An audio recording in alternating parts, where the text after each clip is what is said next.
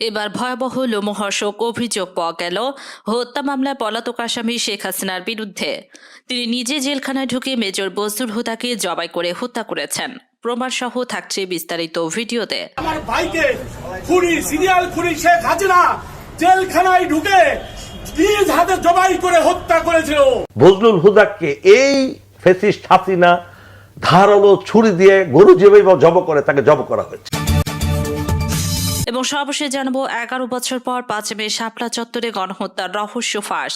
এবার ফেঁসে যাচ্ছে মোদি হাসিনা সহ প্রশাসনের উচ্চ পদস্থ কর্মকর্তা, আন্তর্জাতিক গণমাধ্যমের রিপোর্ট। এতক্ষণ শুনছিলেন সংবাদ শিরোনাম, এখন থাকছে বিস্তারিত। আপনার কি কোমরে ব্যথা, হাঁটুতে ব্যথা, মাইগ্রেনের ব্যথায় জীবন অতিষ্ঠ, দীর্ঘদিনের প্যারালাইসিস ও অবসতা, চোখের সামনে যদি দেখেন আপনার কলিজার বাবা মা ব্যথায় কাতরাচ্ছে, তাহলে কি আর শান্ত থাকা সম্ভব? তাই আপনার প্রিয়জনদেরকে রক্ষা করুন সম্পূর্ণ অর্গানিক ও ন্যাচারাল বনৌষধি পেইন ফ্রি সেবনের মাধ্যমে। সারা দেশে পাচ্ছেন ফ্রি হোম ডেলিভারি ও ক্যাশ অন ডেলিভারি সুবিধা। বিস্তারিত জানতে কল করুন স্ক্রিনে দেওয়া নাম্বারে। 28 জানুয়ারি 2010 ঢাকা কেন্দ্রীয় কারাগার, রাত 9:30 থেকে 11টা পর্যন্ত ঢাকা কেন্দ্রীয় কারাগারের আশপাশ ও কারাগারের অভ্যন্তরের সব বিদ্যুৎ একযোগে বন্ধ হয়ে যায় বললে ভুল হবে, বন্ধ করে দেওয়া হয়। 1.5 ঘন্টা ঢাকা কারাগারের মধ্যে স্পর্শকাতর জায়গায় কেন বিদ্যুৎ বন্ধ করে রাখা হয়েছিল সেটা একটু পরে বলি। আগে বিদ্যুৎ আবার ফিরে আসার পর কারাগারের অবস্থা কেমন ছিল সেটা বর্ণনা করা যাক।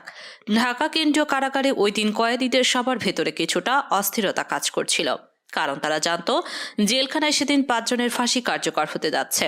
আর যে 5 জনের ফাঁসি কার্যকর হতে যাচ্ছে তারা সকলে ছিল অত্যন্ত বিনয়ী ও কারাগারের সকলের প্রিয় মানুষ।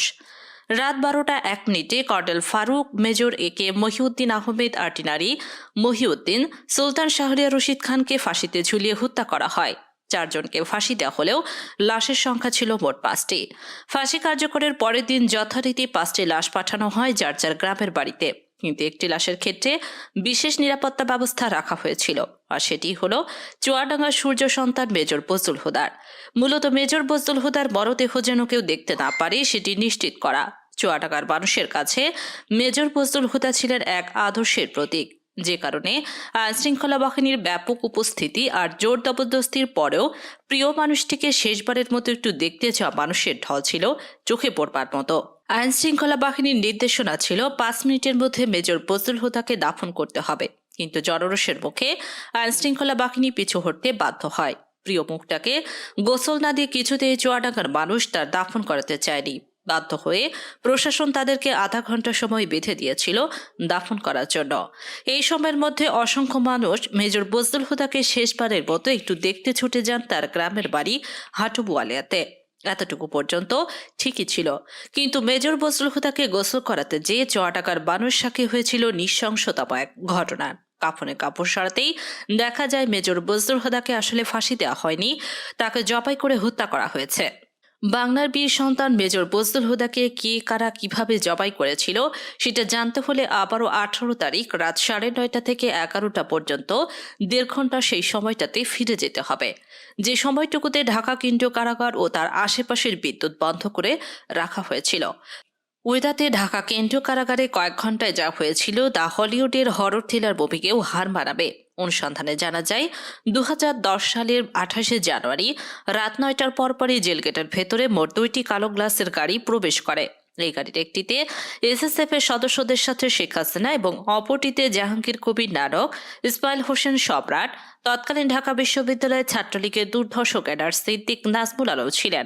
ধারণা করা হচ্ছে ওই রাতের অপারেশনে পুরস্কার হিসেবে পরের বছর 2011 সালে ছাত্রলীগের কেন্দ্রীয় সাধারণ সম্পাদকের পদে বসানো হয় নাজমুলকে। এছাড়া সম্রাট ও নানকদের কেউ দেওয়া হয় গুরুত্বপূর্ণ দায়িত্ব। এর বাইরেও ওই গাড়িতে ভয়ঙ্কর কুৎসিত দেখতে বড় গোপাল একজন মানুষ ছিল, যার পরিচয় আমাদেরকে নিশ্চিত করে বলতে পারেনি। গোয়েন্দা সংস্থার সাবেক এক কর্মকর্তা জানান ওই রাতে মোট 2টি ফাঁসির মঞ্চ তৈরি করা হয়েছিল। এই 2টি ফাঁসির মঞ্চে 2জন করে মোট 4 জনকে ফাঁসি দেওয়া হয়। দূর থেকে কোন 4 জনকে ফাঁসি দেওয়া হয়েছিল সেটা বোঝা না গেলেও 5ম জনকে ফাঁসি দেওয়া তো দূরের কথা, মঞ্চেই তোলা হয়নি। কিন্তু লাশ বের করার সময় জেলখানা থেকে মোট 5টি লাশবাহী গাড়ি বের করা হয়েছিল।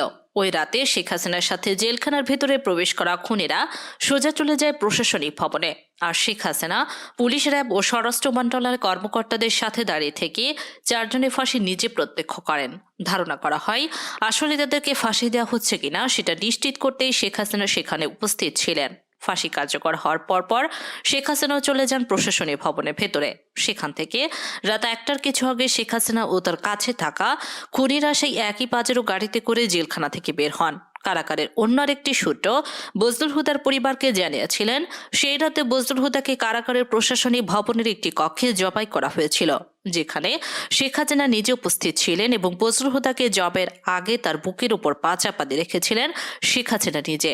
সেই রাতে শেখ হাসিনা সহ তার সাথে থাকা সব খুনির গায়ে রক্ত লেগেছিল, কিন্তু সম্রাটের গায়ে সাদা টি শার্ট থাকায় সেটা অনেকের চোখে পড়েছিল। বর্ণনা শুনে অনেকের কাছে হয়তো অসম্ভব অবিশ্বাস্য এক গল্পের মতো মনে হচ্ছে। তবে আপনি যদি শেখ হাসিনার ব্যক্তিগত সহকারী মতিউর রহমান রিন্টুর আমার ফাঁসি চাই বইটি পড়ে থাকেন, তাহলে আপনার কাছে শেখ হাসিনার চরিত্রের সাথে আজকের ঘটনাটি সম্পূর্ণ মিলে যাবে। এক কথায় শেখ হাসিনা একজন নরপিশাচ, রক্তপিপাসু, মানসিক বিকারগ্রস্ত একজন উন্মাদ, যে কারণে একজন মানুষ যার আর কয়েক ঘন্টা পরে ফাঁসি কার্যকর হবে তাকে নৃশংসভাবে জবাই করে হত্যার কথা চিন্তা করতে পারে। একটু চোখ বন্ধ করে ভেবে দেখুন কত নৃশংস নরপিশাচের হাত থেকে আল্লাহ আমাদেরকে বাঁচিয়ে দিয়েছেন। বাংলাদেশের মানুষ 2024 সালে শিক্ষার্থীদের হাত ধরে যেভাবে দুর্বিষহ এক দুঃশাসনের কবল থেকে বেঁচে উঠেছে, ঠিক একইভাবে 1975 সালে মেজর ডালিম, কর্নেল রশিদ, কর্নেল ফারুক আর মেজর বজলুল হুদার এক অত্যাচারী মাদকাসক্ত বাকশালের হাত থেকে 7 কোটি বাঙালিকে স্বাধীনতা এনে দিয়েছিল। শেখ হাসিনা দুঃশাসন আমরা চোখে দেখেছি, কিন্তু শেখ মুজিব এটা আমাদের থেকে আড়াল করে রাখা হয়েছে বলেই আমাদেরকে এখনো তাকে বিতর্কের ঊর্ধ্বে রাখার কথা শুনতে হয়। কিন্তু বাস্তবে শেখ মুজিব তার পরিবারের আর দলের লোকজন ছাড়া অন্য সবাইকে তার কৃতদাসে পরিণত করেছিল। শেখ মুজিবের সময় কতটা অরাজক পরিস্থিতি ছিল তা মেজর বজলুল হুদার উইকিপিডিয়ার কয়েকটি লাইন পড়লেই পরিষ্কার হয়ে যাবে। মেজর বজলুল হুদা, মেজর ডালিম আর তার স্ত্রী একটি বিয়ের অনুষ্ঠানে গিয়েছিলেন। সেখানে শেখ কামাল আর তার বখাটে বন্ধুরা উপস্থিত ছিলেন। এদের মধ্যে সবচেয়ে শৃঙ্খল ছিল গাজী গোলাম মোস্তফার ছেলে। গাজী গোলাম মোস্তফা ছিলেন শেখ মুজিবের সবচেয়ে আস্থাভাজন এবং ঢাকা মহানগর আওয়ামী লীগের সভাপতি। অত্যন্ত অসৎ প্রকৃতির এই লোকটিকে শেখ মুজিব প্রেস কিচেন্টের চেয়ারম্যান পদেও বসিয়েছিলেন, যিনি গরিব মানুষের চাল, তেল, কম্বল চুরি করে শেখ মুজিবের সাথে ভাগাভাগি করতেন। ক্ষমতার দাপটে বিয়ের অনুষ্ঠানে আসা মেজর ডালিমের স্ত্রীকেও অসম্মান করার সাহস দেখিয়েছিল শেখ কামালের বন্ধুরা।